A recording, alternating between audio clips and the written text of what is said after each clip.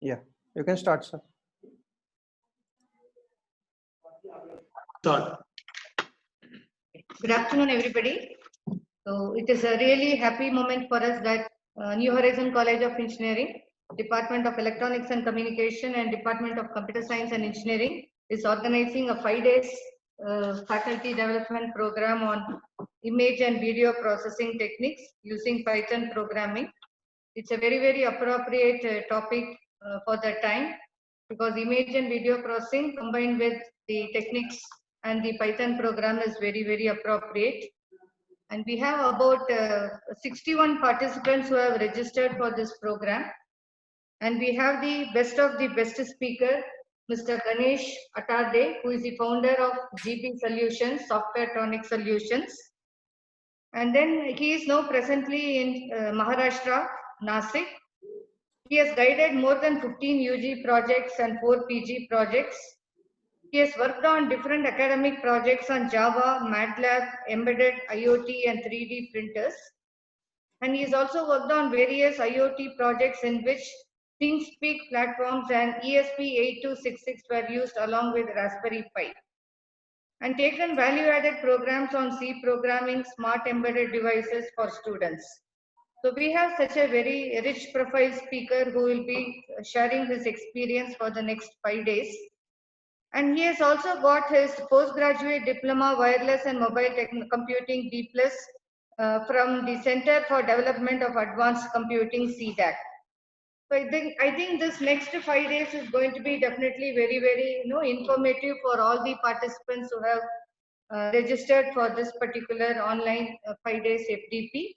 So on behalf of the New Horizon College of Engineering, the EC department and CSE department, Mr. Ganesh, we extend a very warm welcome to you.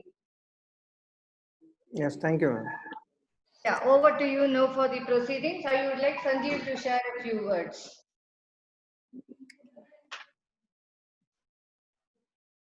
Yeah, good afternoon, everyone. So this 5 days FDP program will definitely benefit you in terms of your technical aspects. And I feel that you have got the right speaker, who is Mr. Ganesh. And he is having a vast experience related to the practical application part. And I feel that the faculties who are being involved in this particular FDP will gain some sort of knowledge at the end of the day. And I request all the participants to attend the program and take maximum benefit of this particular FDP. And I welcome all the participants from different colleges who have enrolled for this particular FDP. And I also welcome the speaker, Mr. Ganesh, who has actually given his precious time from his ongoing project that he is doing right now. So from my side and from Department of Computer Science and Engineering and New Horizon College of Engineering, we welcome Ganesh Attarde and also all the participants from different part of India. So I would like to mention one more thing, that near about 5 states are being involved in this particular FDP. So it's really good, and I welcome all of you. Okay, and I request now Ganesh to continue with his session. Okay, thank you, sir. Thank you very much. Thank you. Thank you. Okay, is the all participant problem has been resolved? That some participants are telling that there is no audio at all. There is no audio and there is no video.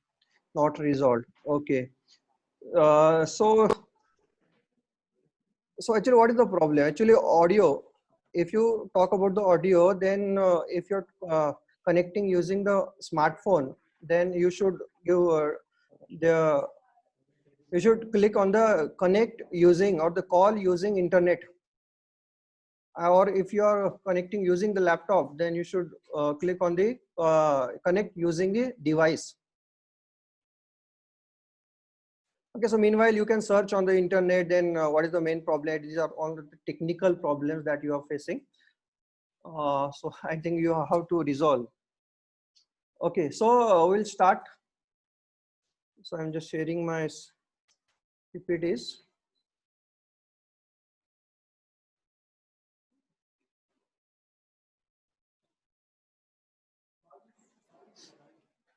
Okay, so today's topic is image and video processing using Python. Okay. So actually, when I set the webinar topic as an open CV, using open CV and the Python programming for the image processing, then some of you have been that tell that this is not the FDP that we have registered, but it is the same. You guys, it is synonyms. So image and video processing we can done using the OpenCV itself in the Python. Okay, so that's why we'll start with the some Python basics. Then we'll go to the OpenCV stuff, that is how to read images and how to then write an image, how to read a video, how to write the video, then what are the different processing we can do with the image, different processing we can do with the video. So that we'll do in a second day, but today itself I will only focus on the basics. So but before starting this session, actually I will just launch a quick polling. I'll just launch a quick poll. Just the I think that poll is in front of your screen.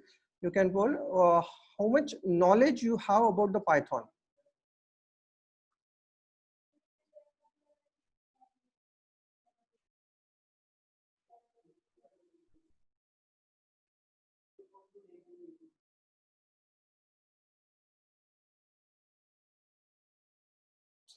Okay, so 50% has been noted.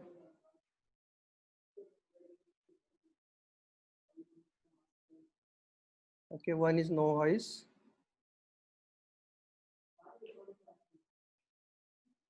Okay. So remaining participant also has to be voted as early as possible.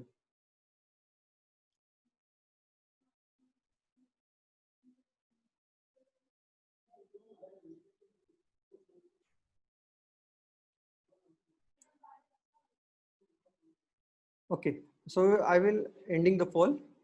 So 39 has been voted out of 52. Some of you is not disclosing their knowledge about the Python. Okay, so well. So I'm sharing the result.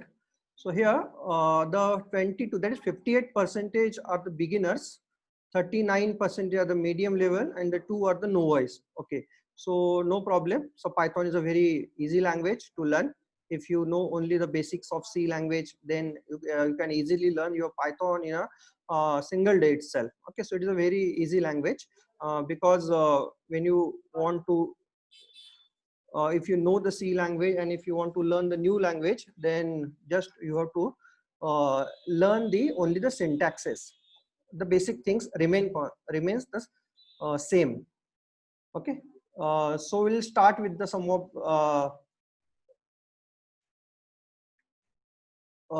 Python stuffs. But before starting this Python stuff, so we'll start with the very basic one. So where from you get your Python? Okay, so again I'm sharing my screen of my Google Chrome. So you will get a Python if you want to install your Python. Actually Python is a cross-platform language.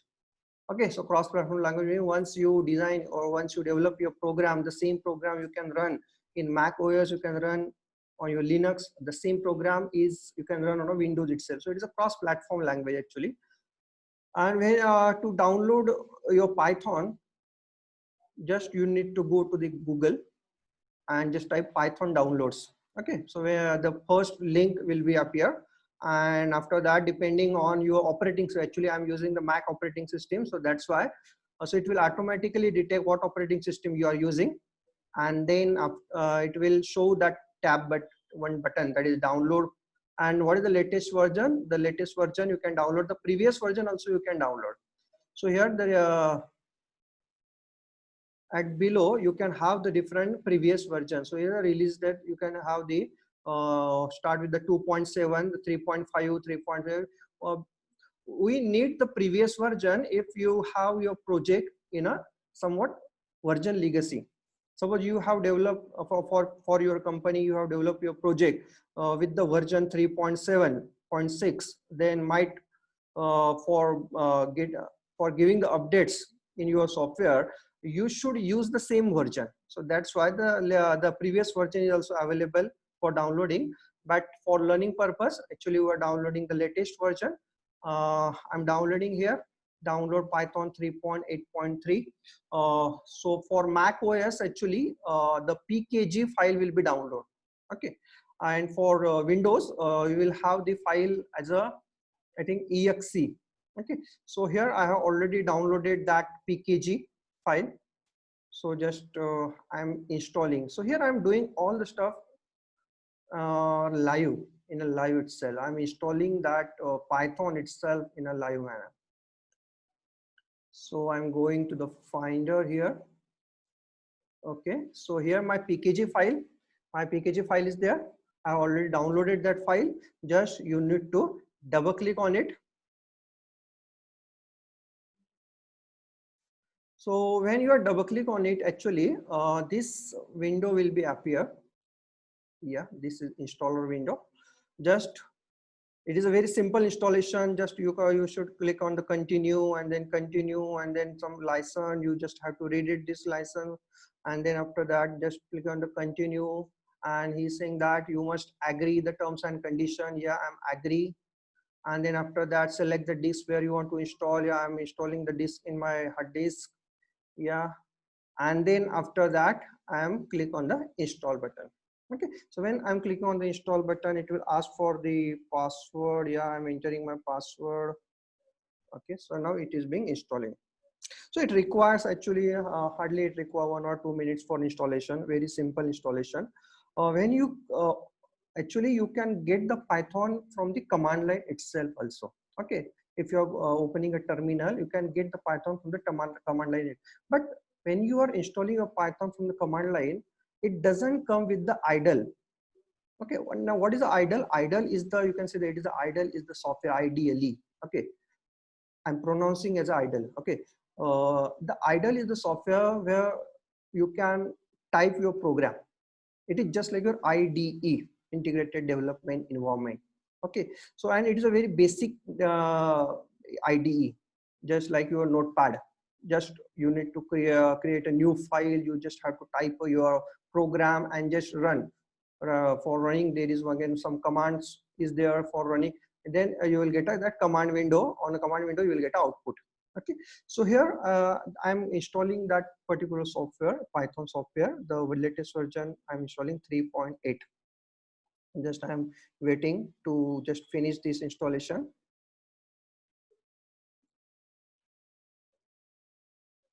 Okay, so after installation, actually this file will be there. Yeah, you will get this window. You can have this idle. It is automatically this idle application has been installed in this Python bundle. You can double click on the idle to launch that idle. Now how to use idle or how to use directly how to execute your Python program from the command line itself. We will directly I will explain you all these things. Okay. Okay. So how to check that you have the already pre-installed Python or not? Okay. So for that purpose, again, you need a terminal window. Okay. So here I'm opening the terminal window. So this Mac OS terminal window and your Linux is somewhat same. You can use the same command. You will get ls, then ls-l, and then mkdir. All the same commands you will get it here. So how to check that I have the pre-installed Python? So just type Python. Okay. When you type the Python, then you will get that which Python version you have installed here. When I type the Python, actually you will get into the Python terminal. Okay, Python prompt. Okay, but here what is the, I have installed 3.8, but here it is saying that Python 2.7. Okay, so because when I install my operating system, by default the Python 2.7 is included in that bundle. Okay, but recently I have installed the Python 3.8.7. So how to check that Python is available or not, how to access that Python? So you can access that latest Python with the command Python 3. Okay, so when I type Python 3, you will get that latest version as a 3.8.3. It is 3.8.3. Okay, to exit from that command, to exit from the Python, you just have to type the exit and that bracket. It is a function that I am calling. Okay, so exit, you will exit from the Python 3, or simply you can put here Python 3 minus minus version or dash dash version. You will also get the version of your which Python you have installed with the this command line argument minus minus version or the dash dash version. So got it? So if you get these all the things that I am explaining here, just type good to go.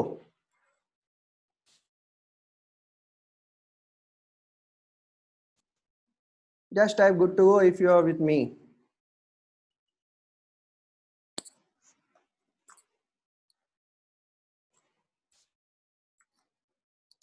Okay, so your first Python program, actually I'm just quickly I'm taking the one hello world program that I'm explaining here. Okay, so you can do your first program from the command line terminal itself, or you can use the idle. I'm explaining with the both way. If you want to execute your first Python program, hello world program from the terminal itself, just you have to type here nano. Now what is nano? Nano is the editor. Okay, nano is the editor, command line editor present in your terminal. Okay, so nano, and what is the file name? Suppose I'm giving the file name as my first Python. Okay, first Python file .py. Now py extension giving is compulsory here, because it is to identify that it is a Python program. Okay, so when I'm typing this and when I'm pressing the enter, you will get into that particular nano editor, and now you need to type your Python program. Now I'm typing my Python program. Just my aim is print hello world. So just print and then bracket, and then in a curly bracket, not curly bracket, circular bracket, I'm giving the string as a hello world. Okay, that's it, and your program is done. There is no need of main function here. Just like if you're using C and C++, the main function is compulsory, but for Python program there is no main function in there. So only one line program, hello world. Just print whatever you want to print hello world, and just I'm pressing Control X. It will ask for saving. Yeah, I want to save it. I'm pressing Y, and just file name to write. Yeah, the same file name I'm using, and just I'm pressing the enter. So you can see here the content of your first Python file. So my content of the first Python file is the hello world. Okay, now I want to execute it. So how to execute? So using the Python 3. So just you have to use your Python 3, and my first program is a first Python file.py. So you are giving here the input, this Python file.py to this Python 3 program. Okay, so it is you will get output as a hello world. Okay, so got it, very simple one. Or instead of this, you can directly go to the Python 3 terminal, and after going to Python 3 terminal, you can directly type your program here, hello world. Okay, and you will get a, okay, so got it. So this is very simple programming. Actually, this is the I have demonstrated that how to execute a program using the terminal itself, or simply you have 1 to 2 statements for executing only. You can directly go to the Python 3 terminal and you can post it here. For example, I want to do addition, a is equal to 2. Okay, so here the variable declaration is again very easy. A is equal to 2. So variable a is created and the value is given as a 2. There is no need to give the data type for that variable. The data type will be decided by the what content you are adding inside that a. Okay, what content you are adding inside that variable. So you are adding integer, so data type of the a becomes the integer. Okay, suppose b is equal to 3. Okay, and you can put here a is okay. Now if I'm printing C, then the C is equal to 5. So very easy one. You can add here to number, or very simple, actually very simple programming is available here. Okay, so you can try this program. There are lots of tutorials are available after this actually session, primary session, basic session. You just have to go to the YouTube and basics tutorial you have to take if you are very novice or the beginners of the Python.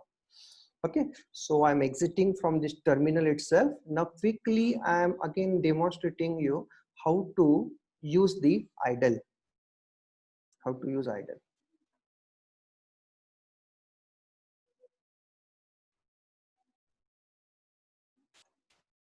Okay, so I'm sharing my idle screen. Okay, so this is my idle screen. So here the idle screen is very simple. The same thing that you are getting from your terminal, printf hello. Okay, so hello will be there. Okay, very simple. The A is equal to suppose Ganesh. Okay, and B is equal to suppose Attardi. Okay, and C is equal to A plus B, and I'm printing C. C is Ganesh Attardi. Okay, so you can add the string also. Very simple way. Straight away you can add the string itself. Okay, so very simple way. But the drawback of this again shell is the you just have to type one instruction at a one time. So is it available? There is one technique is available to type your whole program at the same time. Yeah, it is available. Just you need to go to the file and you have to press the. You need to go to the file and press the new file. When you press into the new file, actually there is again new window will be appear. Okay, so this one, and now here you have to give your program. You have to write your program. Suppose A is equal to 10 and B is equal to 20 and C is equal to A plus B, and then I'm printing the C. Just I'm saving it. Okay, after saving it, I need to give here the file name. Suppose file name is suppose 1.py. I'm giving. And for running your program, just you need to press F5. When you press the F5, actually you switch from that terminal to the Python shell and you will get the output as 30. So it's a very easy way.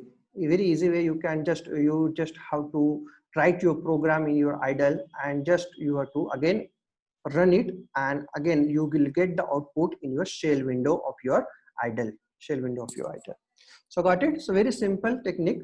Just after this, if you don't have the Python installed in your laptop, first thing is go to the python.org, downloads, then just download the latest version of the Python, just install it and just type this all the, you can have the different basics program to get interacted with your Python itself.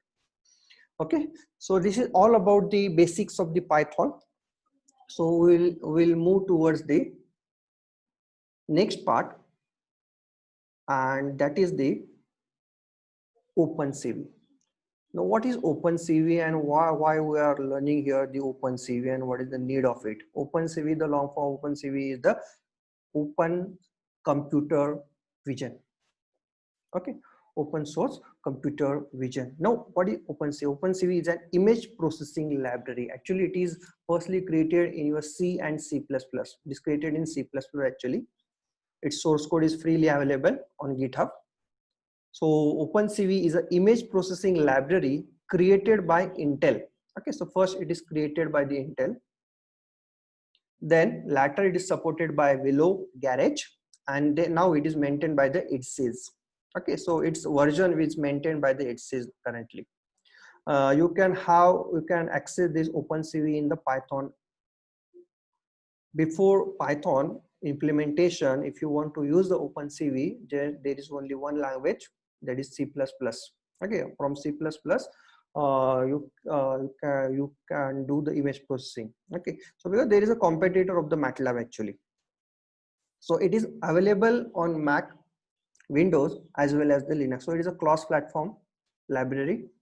The same library you can run in Mac as well as Windows or as well as Linux. Even you can run the OpenCV in the embedded hardware itself, like your Raspberry Pi. In your Raspberry Pi also you can run your OpenCV itself. Okay, so it works in C, C++, and the Python.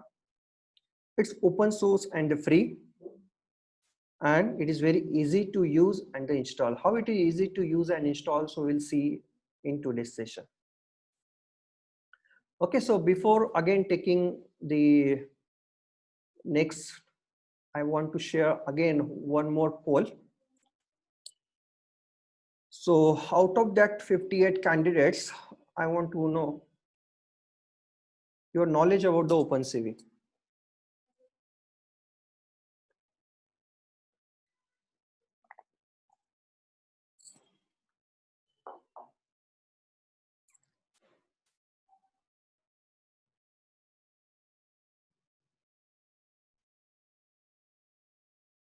Yeah, 60% has been voted.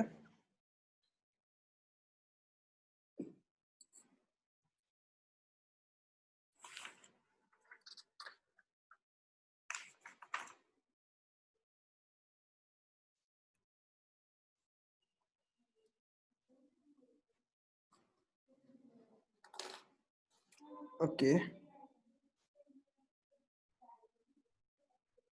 Okay, so I'm ending the poll because 1 minute is already over. Okay.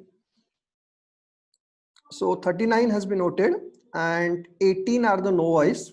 That is, they don't have the knowledge about the OpenCV, and the 21 are the beginners. The no is medium and expert level. Okay, so no problem. I'm sharing the result. You can see the result here. Okay. So we'll start with the very basic thing. That is what is an OpenCV, that I have already explained. It is an image processing library from where we can process the images. Okay, so before this OpenCV come into the picture or come into the market, actually there is one very famous software that we are generally using for image processing, and that is the MATLAB software. Okay, so but the drawback of the MATLAB, you already know that it is a very costly software. Okay, it is a costly software, though that MATLAB is crack version of the MATLAB is available, but the research work you cannot publish with the crack version. So that's why you need a at least open source software or with a license version of that software. Okay, so that's why the most of the researcher are moving from the MATLAB to OpenCV for doing their research work. Okay, so because it is an open source one. Okay, so that's why from last 2 or 3 years actually OpenCV is a very popular one. Now how to actually install the OpenCV, we will see first. We'll see here the steps. Then after that we'll actually execute all these things in the terminal itself. Okay, so very first step one we already have done, install Python 3.8. yeah, any version of the Python is, but Python 3 required. There are actually main version of the Python is only 2 versions are there, Python 2 and Python 3. From January 2020 onwards, the python.org Python community has stopped the support from the Python 2.7. okay, so that's why I urge you that don't use Python 2.7 for your research purpose. Okay, there is no support from their community. If you stuck at any point, then there is no reply from the community itself. So that's why stick to the newest version of the Python 3.8. okay, then after that, actually when you install the Python, the pip automatically installed with the bundle of the Python. But if the pip is not installed, but what is pip? Okay, pip is the one of the repository. It is the applications repository where from we get the different softwares or different libraries that we require to develop our projects. Okay, so you can say it is a repository type, just like your GitHub. GitHub is also the repository where we can get some projects or some project source code. Here also we can get the source code project. So pip is the repository. So if you want to if the pip is not installed in your computer with that Python exe, then you have to manually install it. how to execute, how to install it manually. Okay, so here some steps are given. So first you have to download that get-pip.py. This py file you have to download from this link.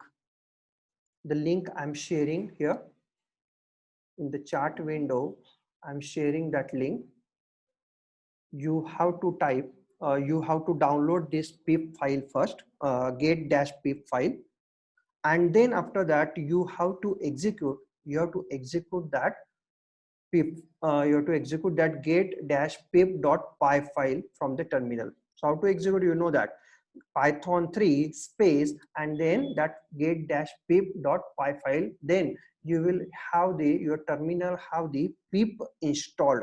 Some windows is not supporting the pip version. Okay, ready-madely it will not come when you install the Python, just like your Windows 7. Okay, so you have to manually install it.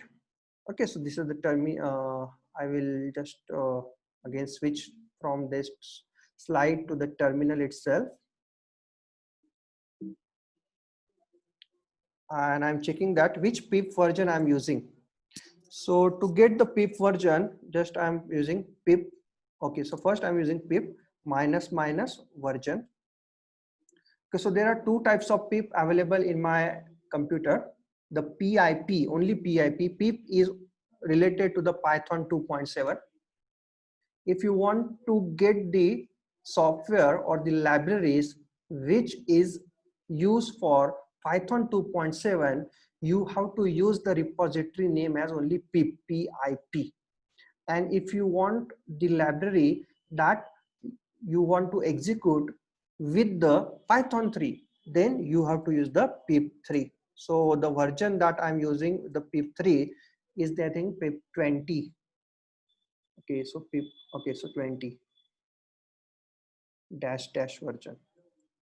So it should be dash version.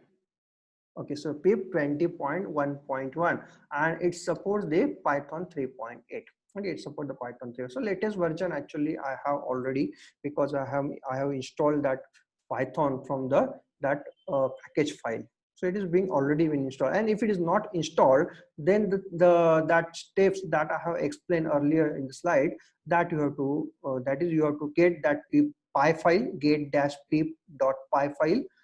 You have to download it, you have to save in your computer, and you have to execute by using the command python 3 and then get-pip.py. Okay, .py. Then actually that pip you can install manually. So manually also you can install the pip itself. Again, I'm switching to the terminal, to your slides. Okay, now which are the different software that we need before installing the OpenCV? Okay, so there are some libraries that is generally required the OpenCV. So very first library that we require as a NumPy library. Okay, so it is NumPy. So NumPy actually is the library which is used for manipulating the arrays, 1D, 2D arrays. Okay, or the multi-dimensional arrays. So if you want to manipulate or compute that, or if you want to do some different complex operation on your arrays, then you have to install this NumPy. And OpenCV actually is the image processing thing, and image is nothing but your two-dimensional or the three-dimensional array of the number. That's why we need the NumPy library before installing the OpenCV. So first we need to install the NumPy. So how to install? Just you need to type the instruction pip3 space install space NumPy. So just I'm doing here right now. I'm going to the terminal. I'm going to terminal. Is your terminal? Are you? The terminal is displaying to you? If your the terminal is displaying, then just type yes.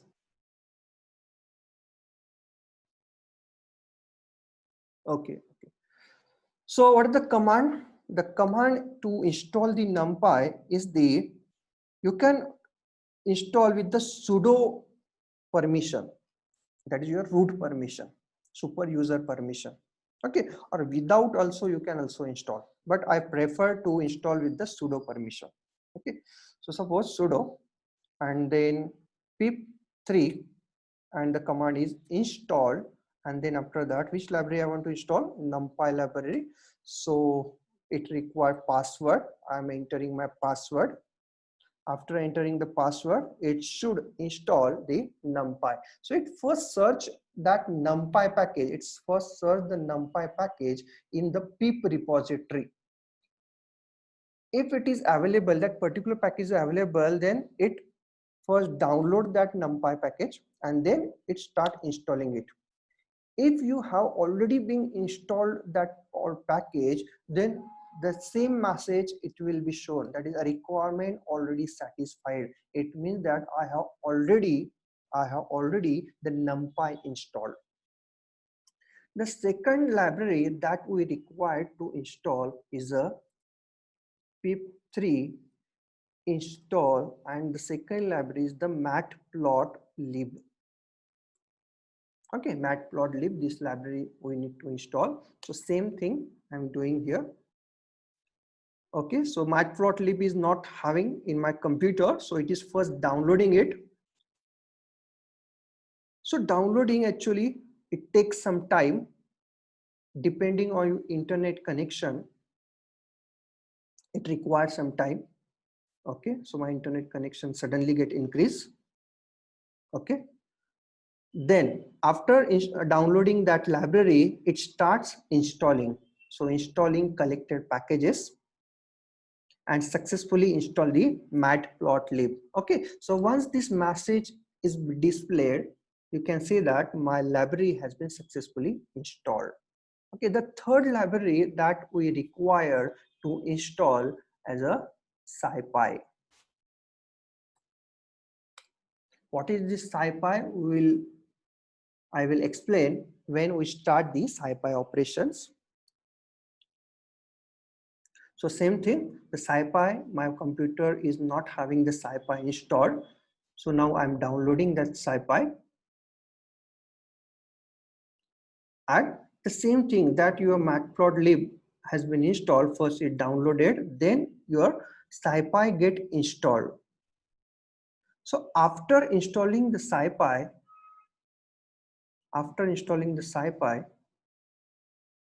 the next step is the, after installing SciPy, the next step is the install the OpenCV. Install OpenCV. Okay. So, but there are one steps, again, that steps to install the OpenCV. So you can use these two steps. Out of this two steps, you can use one of it, but I prefer this one. pip3 install OpenCV-Python. Both are the different repository, but I always prefer this one, pip3 install OpenCV-Python. Okay, so just again I'm going to the terminal. Okay, so I think there is some downloading error.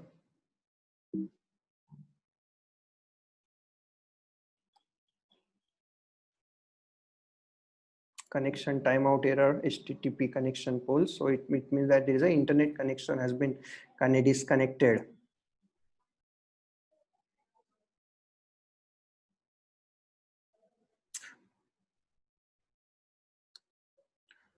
Okay, so meanwhile, I am again opening with a new tab. Okay, and I'm trying to install the Python, OpenCV Python. So just my command is sudo pip3 install OpenCV-Python. Okay, this is my command to install the OpenCV. Okay.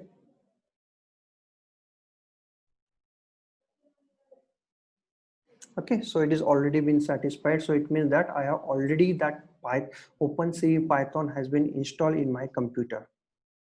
Okay, that SciPy is also installed here in the second tab. The SciPy is also. So it means that here the OpenCV is also installed. The SciPy is also installed. Now, again, one more question: how to check that? How to check the OpenCV has been successfully installed in your computer or not? That is the main question. Okay, because it is already downloaded, but is it connected with the Python? Yeah, we will check it. So how to check it? So just you need to go to the Python 3. Okay, first you need to go to the Python 3, and then after that, first I'm checking that NumPy is installed or not. First I'm trying to import the NumPy library. So import NumPy. If there is no error, then it means that NumPy is already been installed.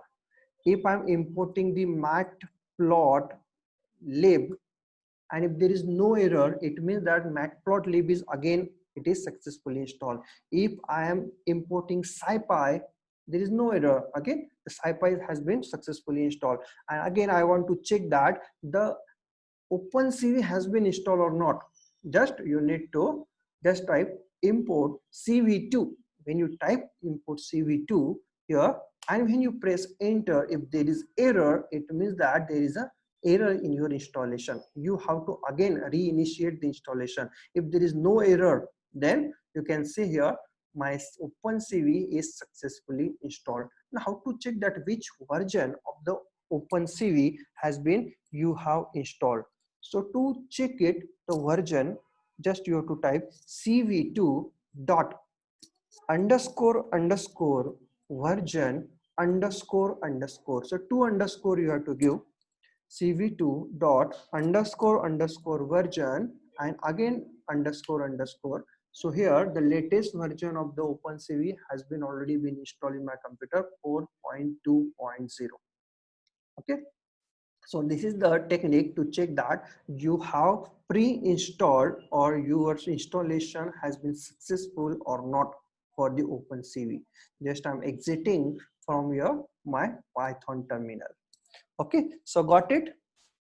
So if you are with me, or if you get all the things that I have explained here, just type with you.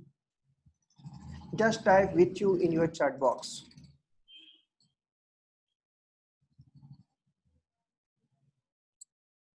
Yes, yes, yes.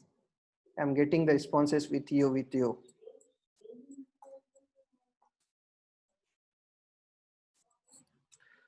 Okay. So actually, but using the terminal is not such a big thing, but for doing a very big projects, actually the terminal usage is not always being preferred. So if you want to design your project, you can design your project in your Tidal itself, from your Nano itself, but editing is very difficult one, and there is no suggestion in case of in typing mistake is there. So if you want to develop a project, I always prefer one of the IDE, integrated development environment, which will having the very rich GUI, which will give you the error, or which will auto correct your error. And I'm preferring the IDE PyCharm. PyCharm is the IDE that I'm using. You can use the Anaconda itself. Some of you having the, okay, Sonali Suryavanshi is having the Anaconda navigator in her computer. Okay, so you can use the Anaconda navigator, but there are lots of IDs are there. I'm preferring the PyCharm. Okay, so next one is how to get the PyCharm in your computer. Okay, so first again you need to go to your Chrome. You have to go to the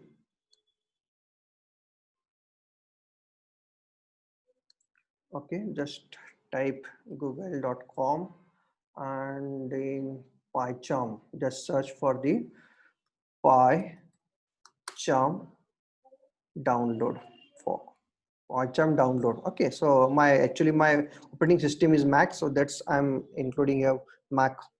Instead of, if your operating system is Windows, you can put it here Windows. Okay, so the first search result is from jetbrains.com. Just use that same thing.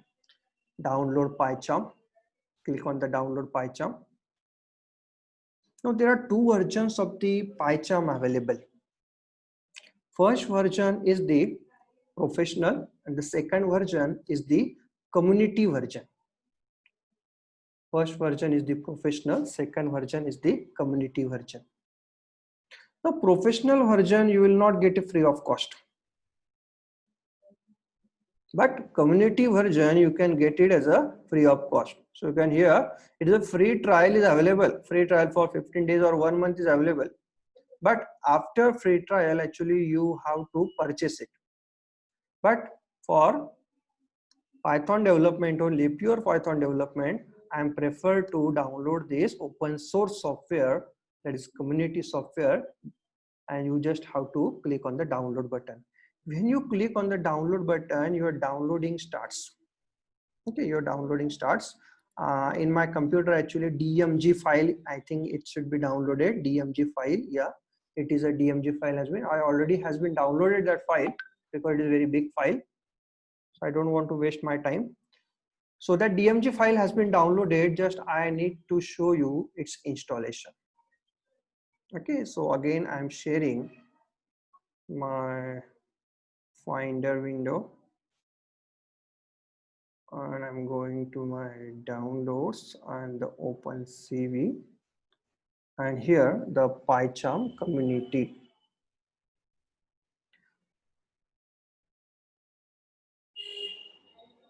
Okay, so its installation is actually, it is very easy in terms of your Mac Windows, Mac operating system. It's, you just have to drag and drop it. Okay, this symbol just you have to put and you have to put into your application. Very simple installation in terms of your Mac operating system, but in case of your Windows operating system, you have to follow all that screens. That is, you have to read all the terms and condition. Next, what is the installation path, then different next thing, and then after that finish. When you click on that last finish, your PyCharm has been successfully installed. Okay, so I have been already installed here. So just I'm opening my PyCharm.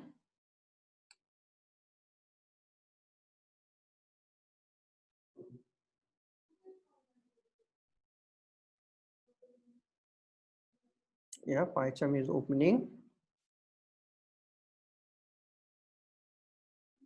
Okay.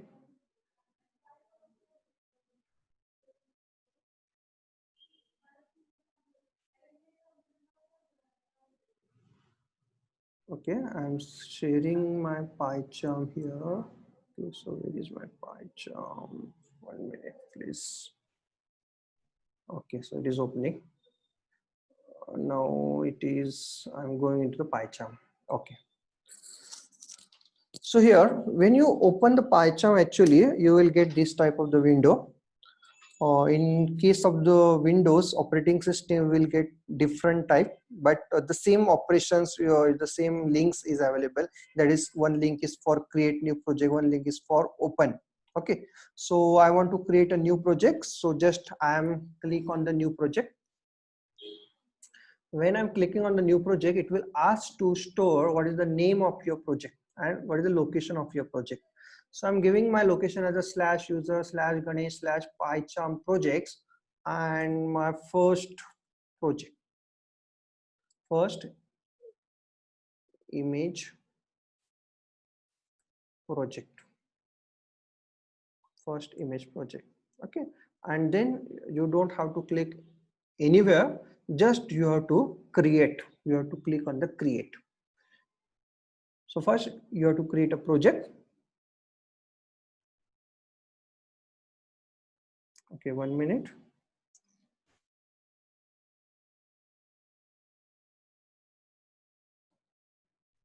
Okay, so it's creating the virtual environment.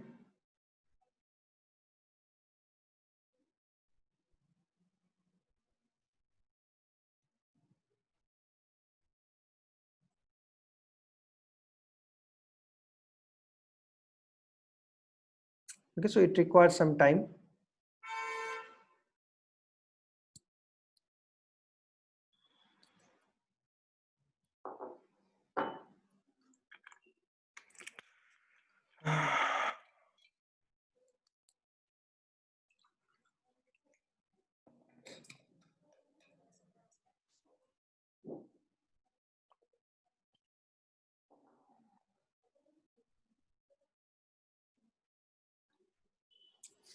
So actually it start indexing, so that's why it's taking some time.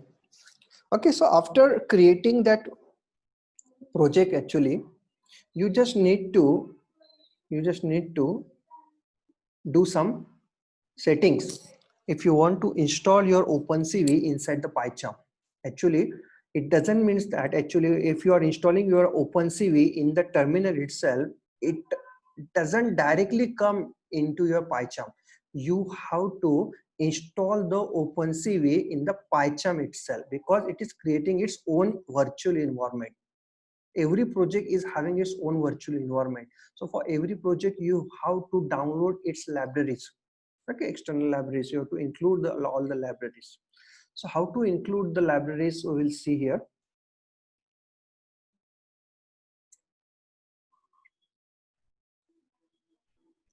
Okay, so you might have see this first image project, and then in the first image project there is one project, there is one folder VENV virtual environment. So you just have to right click on the first image project. You just have to right click on the first image project and then new and then Python file. And you have to name the Python file. Suppose I'm naming the Python file as a image open ex.py, image open example.py. This is my Python file that I'm creating.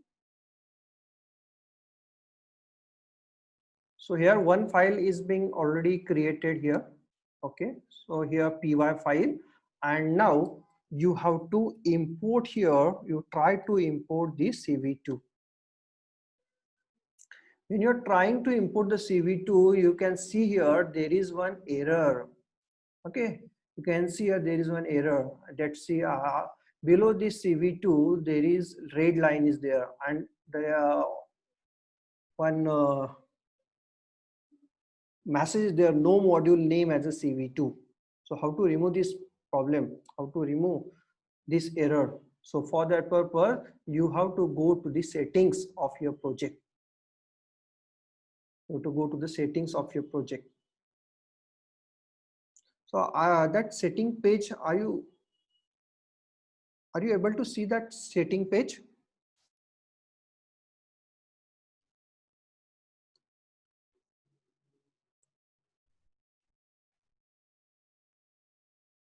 Are you able to? Okay, so I will share that setting page. Okay, so here the setting page. Now in that setting page, actually there is one tab, project first image. Okay, you have to click on the project. Yeah, here.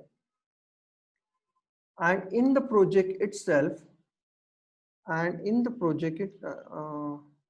so in the project itself, you have to click on the interpreter. Okay, you have to click on the project interpreter. Which project interpreter you want to use? Okay, so here the which package has been already installed, pip and the setup tool. This only two package. The OpenCV package is not being installed here. So if you want to install it, then you have to click this plus sign. At below here there is one plus sign is there. In Windows actually that plus sign you will get it here itself. Okay, but here in a Mac OS actually here plus sign. Again I need to share that package screen. Okay, so this is my package screen, and then after that you have to type the OpenCV dash Python. You have to type the OpenCV dash Python. Okay, so when you click on that OpenCV dash Python, And after that, there is one tab is there, one button is there, install package. Yeah, you just need to click on that install package. When you click on the install package, it start first downloading that OpenCV Python package, and then it start installing it. When it is installing, in front of that OpenCV Python, you can see here the installing. This is the message, and after installing, there is one message. This installing will be replaced as a installed. It is already installed.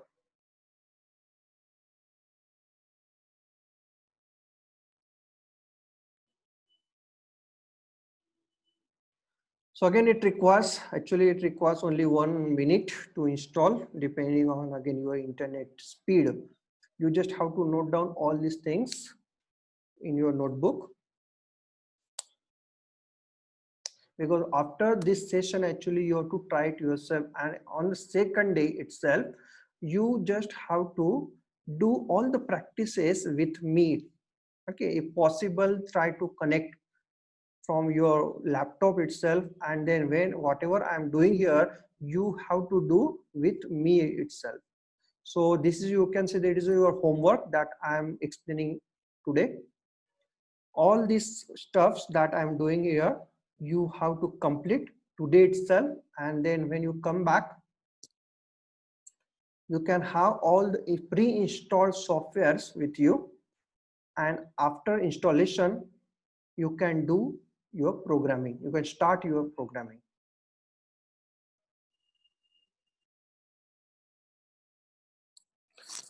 Okay, so it takes time.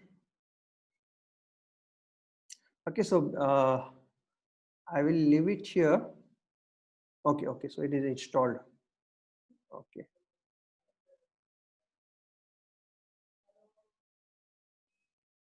Then you come back to this preferences page.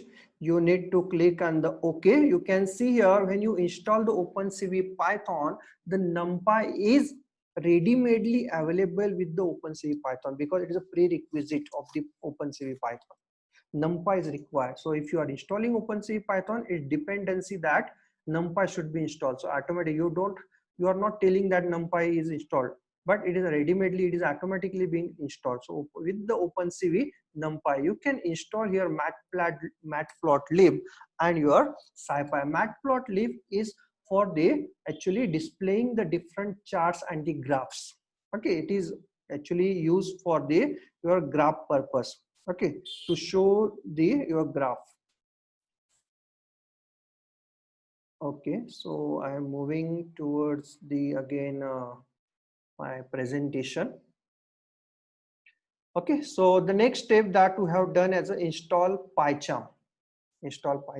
Okay, so if you have noted all these things, and if you are ready to take the next challenges or the next, if you are ready to get the study the next things, just type ready to run in your chat box. Then I will explain the next thing. Just type ready to run. If you are typing this chart, then actually it will boost my confidence. Yeah, I'm sharing the video. Actually, I'm started already the recording, and I'm uploading this video on the YouTube, and you will get the recording of this video in the YouTube itself. Yeah, in the OpenCV is available in Anaconda package again. If you have the Anaconda available with you, Anaconda Navigator in a Jupyter notebook, actually you can install the OpenCV. Just the same thing. Actually, I don't have the Anaconda installed in my computer, but you can go in your YouTube and just search whatever you want. That is how to install the OpenCV in the Jupyter notebook. Okay. So the next thing, that the prerequisite that we require as a next thing, that is visit the below links to get the sample images and video. For image processing and the video processing, we require some sample images and videos. So I'm not giving you that videos. The GitHub is already having this lots of video, And in the OpenCV repository itself, they have given such a samples, images and video. From there, you can play with that images and video. Okay, so just you have to copy this. I'm giving this link in the chat box. So you just have to visit this. Okay, so you have to visit here. Again, I'm switching my control to the Google Chrome. Okay, so GitHub, you click on that github.com opencv/opencv. Just you need to go to the your samples. I think samples, not samples. You need to go to the data. Not data. Okay, so where is that? Click on this. First click on the sample folder and then you have to click on the data folder. Okay, so I'm clicking on the samples folder. Yeah, samples folder. In the samples folder, there is a data folder is there, data folder. Okay, and from this data folder, you will have the different images and videos with you. Again, the link of that samples and data I'm sharing in your chat window. Okay, so you have directly the link of that folder directly.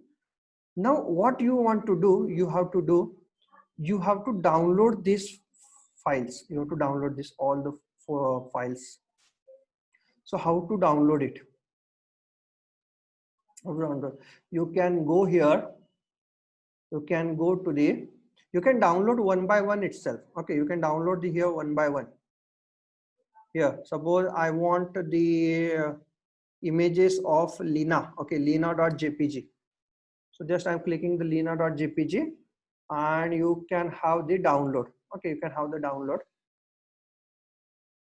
Yeah, and just right click and then save image as, and I'm saving the image in my folder itself. So this is the technique by using you can actually download your file one by one, but there are lots of images and videos are there. So how to download all the images and videos at the same time? So just you need to directly go to the OpenCV. Here OpenCV, you just need to download the OpenCV directly. Okay, and here there is one button is again there, download, clone or download. You can download the whole zip file here. I prefer to download the whole zip file, just zip file, or if you have the GitHub version, desktop version of the GitHub, you can clone this repository in your computer itself. Okay, or prefer the download zip. When you click on the download zip, all the files and folders, all the source code and all the folders is being available in your computer in terms of the zip file. Just unzip that zip file and just search the samples directory, and in the sample directory just go to the data, and now this all the JPG file and the AVI files, that is your image files and the video files, is available in your computer itself for the image processing. Okay, so got it? So if you are getting all the things that I have explained, how to download the JPG file and the video file, just type got it in your chat window. Just type got it.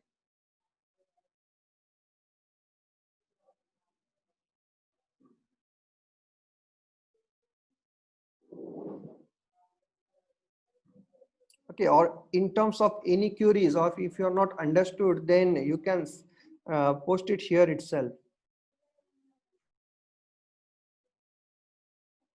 Okay, so got it. Most of the people are getting all the things.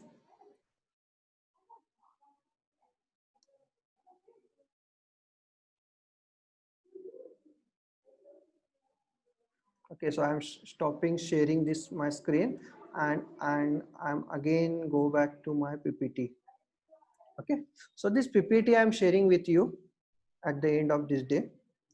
Okay, So on Linux, actually, if you have the Linux, then there are some different steps are there. In Linux, you have to install the pip3. First, you have to install the pip3. To install the pip3, actually there is a apt directory, apt repository is there for the Linux. So sudo apt update. So this is the very first thing that we have to do in the Linux before executing any command. Sudo apt update, just type your sudo password and your system get updated. Then after that, just type sudo apt install python3.pip. So you will get a pip repository. So you will have the two repository there, apt repository and the pip repository. And from the pip repository, you can just install here the OpenCV Python. Okay, if you have the Python 3 installed, then just use here pip3. Or in case of if you directly have Python 3 and if your computer don't have the Python 2, you can still use the pip for this particular executing for this command. Okay. So again, check the OpenCV installation by checking the version, that is cv2.the_version__. If you are getting the version, then it means that you have this successfully installed in your OpenCV directory in your Linux operating system. Windows installation for the OpenCV is very much easier. Okay, it is a very easier, just next exe part of the things. Okay, so get it? So how many of you are using Linux? If you are using Linux, just type me. Yes, Rupa madam is using. Okay. Okay, and how many of you are using Mac OS?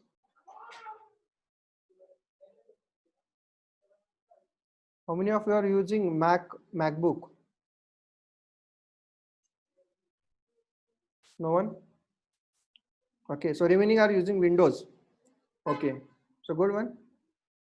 So we'll move towards the next point, that is your image processing point. Okay, okay, so how do the computer see the images? I think I don't have to tell these things because you are the faculty and you know that these are actually for the students actually. How your computer see the images? If you see the images, color images, if you're talking about the color images, the color image is having the 3 property inside it. The first property is the red property, gray property, and the B that is a blue property, or you can say a red layer, green layer, and the blue layer. So RGB. So that color image generally known as a RGB image, Okay. And what is the next image after that color image? That is known as a grayscale image. Okay, it is known as grayscale image. Okay, there are again one more type. It's a black and white image. Okay, the difference between the grayscale image and the black and white and the color image, you already, I think you know that, but quickly we will overview this thing. So if you're talking about the black and white image, then what the black and white image is having?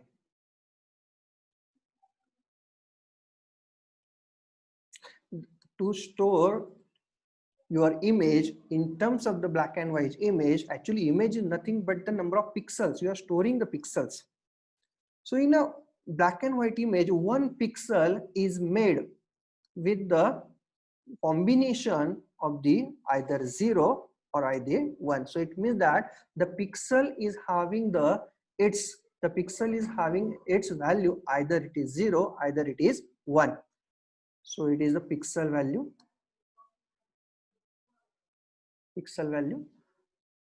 And in case of the grayscale image,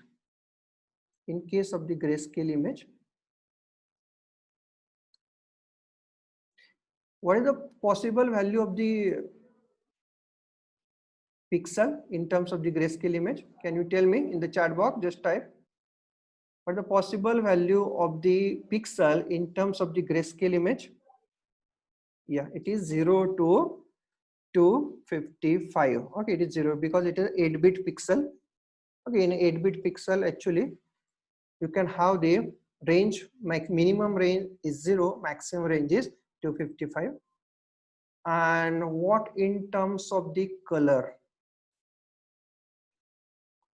if I'm talking about the color pixel, so what the color pixel is having, the color pixel is having the first red component. It's a red channel. The first red channel or the red layer is having the values from 0 to 255. Okay, and there is one green component having the values from 0 to 255, and there is one more channel is available, blue channel, that is its value is again going from 0 to 255. So it means that to store the color pixel, we require the 3 bytes of your memory. And in terms of the grayscale, we require 1 byte of the memory. And to store the black and white pixel, we require the only 1 bit of the memory. 1 bit of the memory. So got it? So which image is taking the more space? The color image is taking the more space. But which image is having the clarity? Which image you can see clear? The color image you can see clear. But the drawback is again to store the pixels. To store the pixels, we require to store the 1 pixel. Actually, we require the 3 bytes of memory. So this is just a very simple introduction of your pixels. Might you already know this all the things. Now again I'm switching to the PowerPoint. Yeah. Okay, so the computer, if you are giving the input in terms of the image, actually the computer doesn't understand the image. The computer only understand its values. What is available in the R, what is available in G, what is available in B. So that RGB, we decide the combination of the RGB decide which color has to be displayed. Okay. And your grayscale, in your grayscale, it display its brightness. Okay, its brightness will be displayed. Okay, so image versus matrix. This is the next topic to be discussed. The digital images are typically stored in the matrices. Okay, there are many different file formats like JPG, PNG. Different file formats are there. So actually it is known as a 2-dimensional image, y, x. Okay, so if you're talking about any pixel, you're talking about its position of that pixel, position of the pixel. That is, what is the x component of that pixel, what is the y component of the pixel. So it is a, and here these are nothing but your matrix. It is a actually example, the color, the image is shown as a color, but the example of the matrix given is for the grayscale. So here this actually matrix is of the grayscale image. So for 62, the 62 is stored at the 0, 0. The 79 is available at the 0, 1, like that. Just like you can access any pixel with the help of its I component and the J component. Okay. So depending on the intensity of that particular pixel, this value changes from 0 to 255 in case of your grayscale image. But in case of your color image, actually there are the 3 same layers are there. You can say that it is a 2D image, but for color image there is a 3D image is there, 3D matrix is there. The one 2D array, second 2D array, third 2D array. First 2D array is for red, second 2D array is for the blue, green, and third 2D array is for the blue itself. Okay, so you can read that channel separately if you are reading that images in terms of your matrix. Okay, so we will see here one demonstration that how how to read an image in OpenCV. Very simple demonstration. So for that purpose, I'm going to the PyCharm. You can see here, if you are going to the PyCharm, already has been created with the project, first image project, and that OpenCV. Import OpenCV doesn't show any type of error. It means that OpenCV has been already been imported. This OpenCV library is already imported in my project itself. So what I need to do, I need to first get that image that I want to open in my project itself. So I'm copying that, actually I'm copying that lena.jpg into my project itself. Yeah, you can use the just copy paste, Control C, Control V. Just copy there and just right click on the first image project and then paste it here.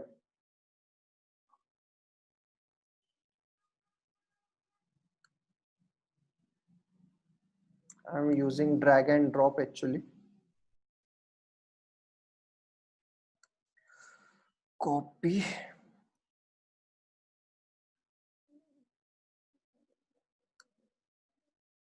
and paste. Okay, refractor.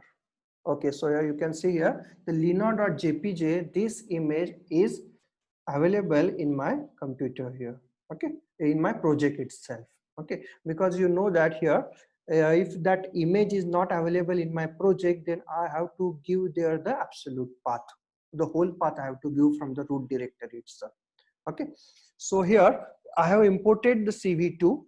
Just I need to read the image. So the command to read the image is cv2.read. imread is the command. imread. cv2.imread. Okay, imread. The imread takes the two argument. Okay, you can see here the very first one is file name. The file name you have to give in term in a union here the same name, lena.jpg.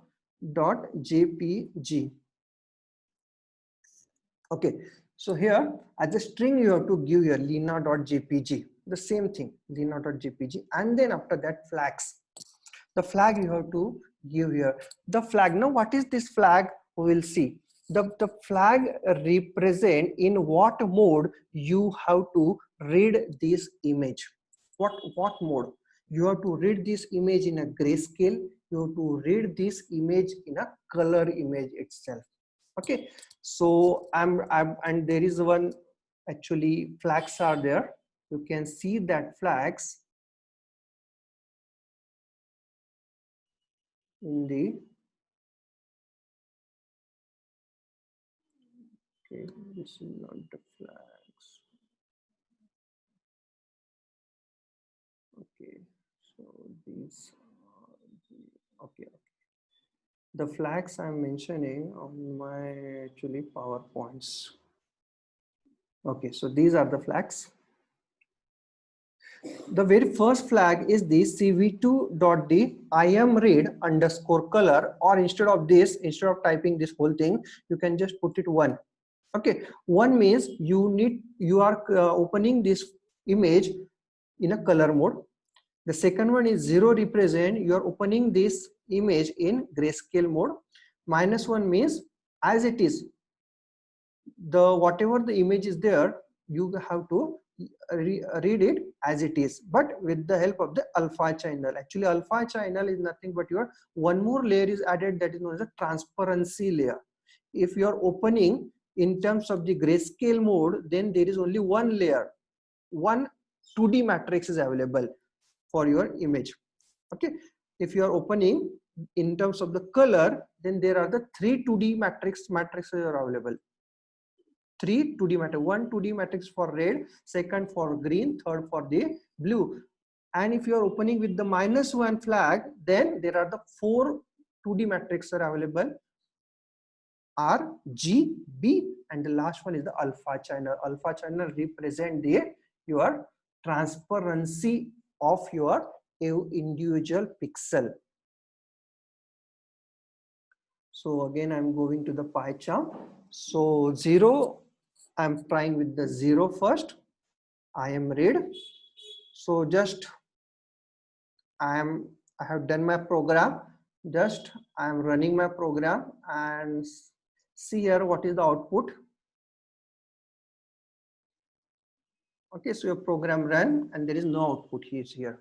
Okay, why there is no output? You have read the program, but you have not stored that pixels. You have not stored your 2D matrices in one of the variables. So for that purpose, you have to assign this read, I am read, to one variable. So img equal to cv2 dot imread and the lena.jpg. We can see here what is the content of the img by printing the img variable. Okay, so I'm running this thing. So you can see here some values you are getting in your img, some values you are getting. Okay, so if 0, just try with the 1.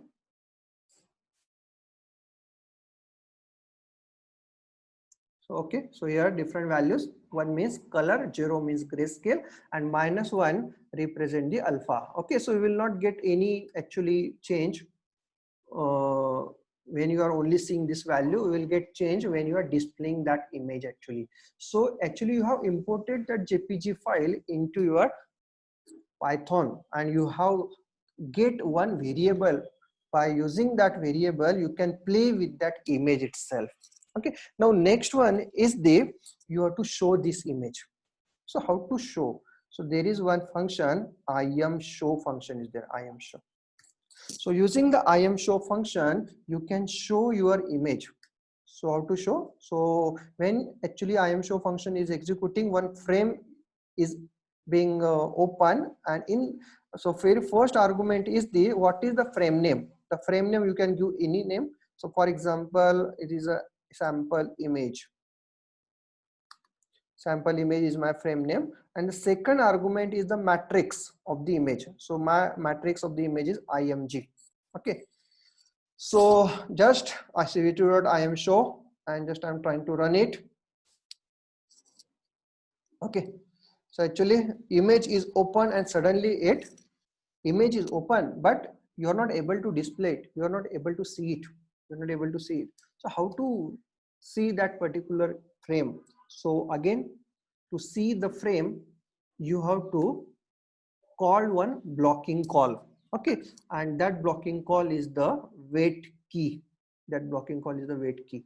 Suppose I'm giving the timer as a 5000, that is 5000 millisecond means 5 seconds. So it means that you have to wait until the 5 seconds. So it means that your image is open, image is shown for the 5 seconds, and after the 5 seconds, the automatically all the windows will get destroyed. All the windows get destroyed. Okay, so here just I'm trying to run this program. So you can, okay, so are you able to see here? Okay, so it suddenly terminates. So just I am increasing here the time 10 seconds because I need to actually switch from this terminal to that terminal. So just I am running it, and again I am sharing that. You can see here sample image in a grayscale because we have put that flag as a 0, and after the 15 second I'm put that as a 15 second wait key, 15 second 15,000. Automatically after 15 second it is automatically being terminated. Automatically it is being terminated. You can see the program here, cv2.wait key 15,000. It means that after 15 second your sample image will get terminated. Okay, so how to do? So can I close it manually? Yeah, you can close it manually. Okay, So when your wait key is having the argument 0, it means that when your wait key is having the argument 0, it means that actually your frame will be displayed, and it will display until you close it manually. So there is one red button, cross button is there. When you click on that cross button, then only that frame will be closed. So generally this method, every program is using this method, cv2.waitKey0. Okay, so just I am running here. Image is open. Okay, I'm switching that to the image. Okay, so this is the image. Now you can wait it. You can wait it for 1 hour. This image will not be destroyed until you press this cross button. When you press the cross button, then only this frame will get destroyed here. This is the difference between that wait key and the wait key and your wait key 5000. Wait key 5000 means you have to wait until the 5 seconds. Wait key 0 means you have to wait infinite times. Okay, so now we have done here. Now next one is, can I create I have read it as a, how I have read it as a grayscale. Can I read it as a color? Yeah, you can read it. Just you have to put it here 1. Just again I am running this, and you can see here previously actually the image shown as a grayscale, but now it is shown as a color image. Okay, so you can see here the color image. Just I am removing that 0. I am changing from 0 to 1. So actually you will have that color image itself. Okay, so what I am doing here, I am reading as a grayscale, and I am creating the copy of that Lina image in my folder itself. So how to create a copy? So suppose you have read that file, you have read the image, you have done some operations, and after doing the operation you have to store your result in terms of the image again. So how to do? So cv2 dot IamWrite is your function that is used for this same thing. So I'm giving the name as a Lina underscore copy dot jpg, and then after that img.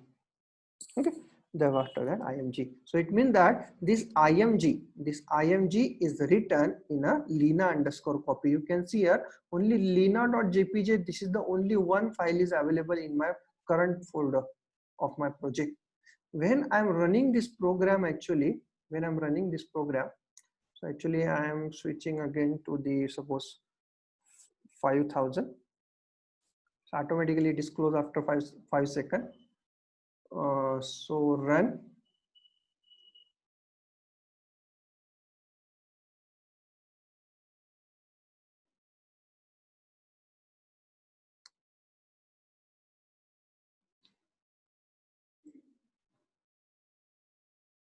Okay, so that sample image in grayscale, actually after 5 seconds it will get destroyed, and then after that you can see here the Lina underscore copy.jpg, this new file has been created. You can see here when I open the lina.jpg, the color image is being opened, and when you open the Lina underscore copy, the grayscale image is being opened here. So very simple, taking a very simple technique, we have actually convert your color image into the grayscale image, and I have stored in my computer itself. So very simple technique to convert that images. So can I modify the same program? Okay, so I don't want to actually save that file, but I want to save only when the user has told me. Okay, so how to do it? I can do it by using the one technique. So that is, so I can capture the key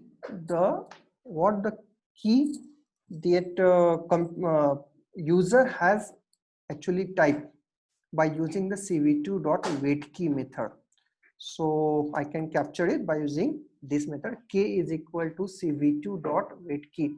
So when actually that particular frame is being displayed, it is capturing all the keys, that you type A, you type B, you type C, you type what, all the keys is being captured, and whatever the key captured, it is being stored into the k. So k contains the ASCII value of that key. K contains ASCII value of the key.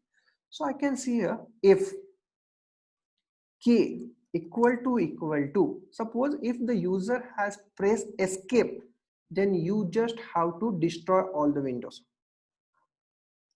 If the user press the escape, the ASCII value of the escape is 27. If the user has pressed the escape, then you just have to destroy all these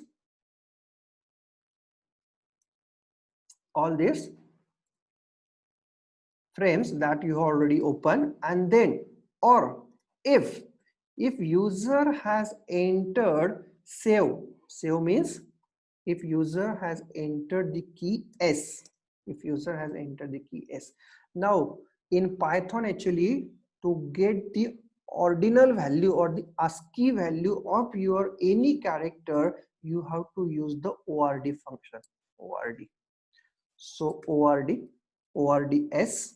So it means that is the ordinal value of the S, that is ASCII value of the S, is compared with the K. And what is K? K is the captured ASCII value of any key that the user has entered. If the user has entered the ASCII value S, or user has entered the button S, then you have to write that particular file, Lina_copy. You have to create this file, and then after creating, you have to destroy all the frames itself. Okay, so for actually demonstrating this, I need to delete this file. Yeah, Lina_copy I am deleting. Delete anyway. Yeah, only one lina.jpg is available. Just I am running.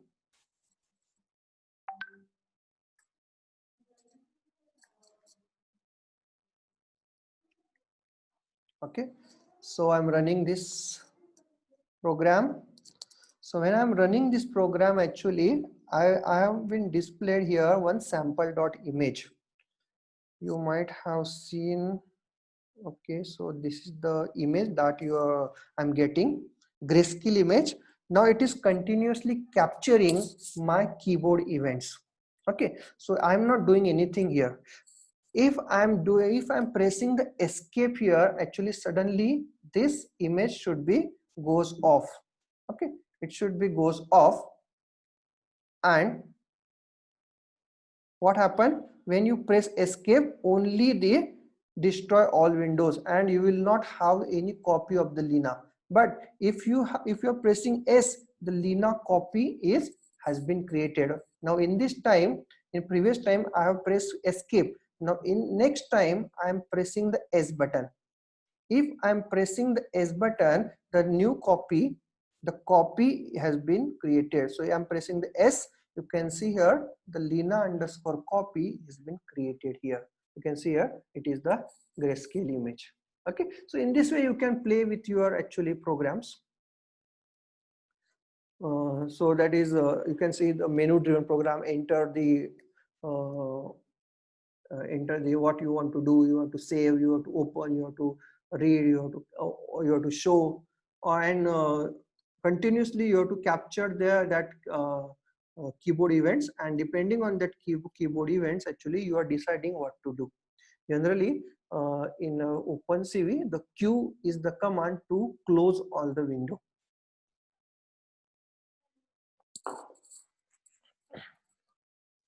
Okay, so this is the very simple thing that we have learned today.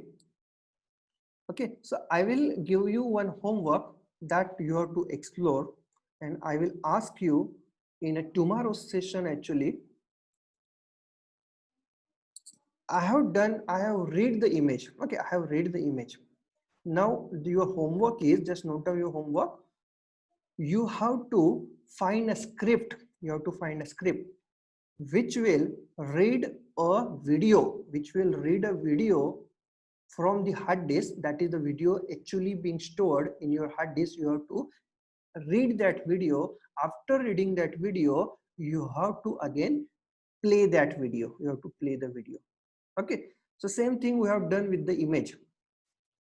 So you have to done with the video itself. Okay. So this is the today's session, actually very basic session, because some of you is a very novice and the beginners in the OpenCV, and there is one thing that if I'm going very fastly, then these novice or the beginners, actually they are not getting anything. So that's why I stick to the basic things, and I think that I am very slow while learning all the things. Okay, so how many of you have understood what I have done today itself? How many of you? Just type I done. If you are getting, just type I done.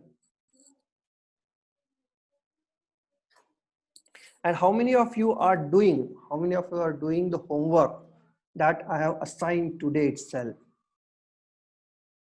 Video. Actually, that is my way of teaching. Actually, I am also teaching to the student in the college, different colleges. I am doing one thing, but I ask the student to do the 10 things.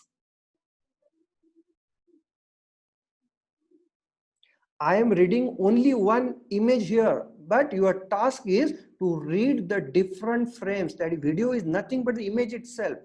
It is the different frames in 1 second. Actually, if your video is the 30 fps frame per second, it means that in a 1 second there is 30 images is there. 30 images. So you have to read, you have to process that 30 images. You are getting that 30 images, you have to process one by one. So reading an image is very easy one. The same easy is for the video itself. Okay. So I will leave this session to today's session here. I have given you the homework. Let's see how many of you are completing and will be joined tomorrow. Okay. So if possible, just send the list of the software required for installation. Yes, I will send it on your WhatsApp group itself. And also I will send the today's session of your YouTube. Today's session, recorded session, I will upload it on YouTube, and the same link I will share in the WhatsApp group itself. Those who have missed the session, actually, please see all the session in the YouTube. Okay. So any concluding or any feedback, those who want to give, anyone wants to give the? There is one question is there from Nikhil Kulkarni, how to get the FPS of the video. Actually, I will answer you.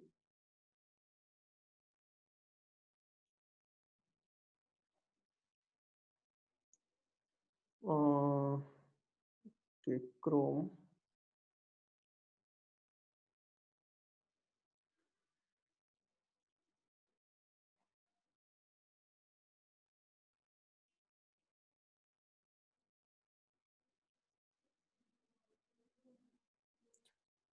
Okay, so are you saying Nikhil Kulkarni? Okay, so this is the property from which you are getting the FPS. cv2.cap_prop_fps. Okay, so we will explore this tomorrow. Actually, this is the video lecture, video processing properties. So that's why today I have not discussed about it, but it is your question, that's why I'm explaining you. There is some properties that your every video is having. These are the properties out of which there is a FPS, cap_prop_fps, from which you will get the FPS of the current video.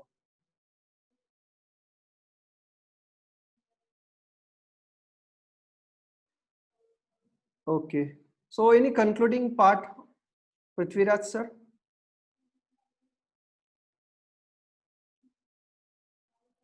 I think the session was good. We thanks all the participants, sir. Thank you all for the cooperation, sir. And sir, I think today we can end the session. It went on well. Yes, yes. It's already 3:50. Yeah, sir. Yeah. Yes, yes, yes. Okay, tomorrow. If and one more thing, is this all the participants are having the 2 to 4 is compatible with you? 2 to 4. Yeah, already the same thing was conveyed to all in the beginning only. Okay. So based on that, they have done the registration. Okay, okay. 2 to 4 is compatible to all of you. Okay, no problem. Okay. No, this is from my side as organizer, but Okay. the participants also they can tell. Okay. Participant from participant, I want your suggestion also. If you are not compatible, we can change the you should change the time according to you also. Only the morning session because I am already busy in the morning session. No, sir, even they might have some many webinars they will be parallelly attending. Okay, okay, okay. 2 to So 4. they are also saying it is okay because many people they will be interested to attend many webinars in the Yeah. morning sessions. So whatever we decided was quite good. Yeah, yeah, yeah. All the positive replies I am getting here. Okay, no problem. Yeah. Okay, so we'll end the session, today's session. Okay, we will meet at the tomorrow at 2 o'clock. Okay. Okay, thank you.